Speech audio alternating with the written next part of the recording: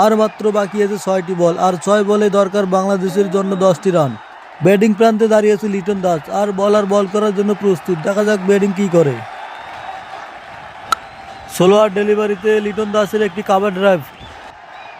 প্রথম বলে 4 রান নেওয়ার পরে 5 বলে লাগে 6 রান। দেখা যাক ব্যাটিং পারে কিনা। প্রথম বলে 4 হজম করার পরে বোলিং প্রান্তে বল করার জন্য প্রস্তুত, আর ব্যাটিং এ আবারও প্রস্তুত সেই লিটন দাস।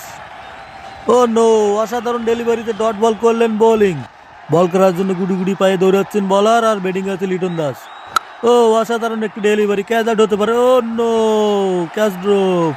2টি রান নিয়ে নিলেন লিটন দাস, আর মাত্র লাগে 3 বলে 4টি রান। দেখা যাক ব্যাটিং কি করে। দুর্দান্ত ফিল্ডিং ছিল, তাই ফিল্ডিং হাতে একটু আঘাত পেয়েছে, আর ট্রিটমেন্টের জন্য ডাক্তার চলে এসেছে মাঠে। এর ওই সাথে আবারও খেলা শুরু হয়ে গেল, আর 3 বলে লাগে 4টি রান। দেখা যাক ব্যাটিং কি করে। বল করার জন্য দৌড়াচ্ছেন বলার। ও ইয়র্কার বল। ও নো, এত সুন্দর একটি শট মারলেন, কিন্তু ক্যাচ আউট।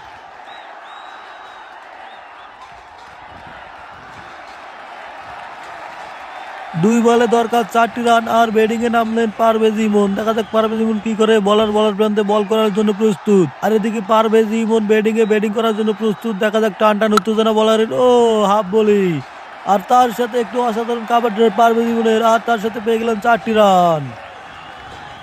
এর সাথে ম্যাচ উইন হয়ে গেল বাংলাদেশ হাতে। 1 বল রেখেই ম্যাচ জিতে গেল।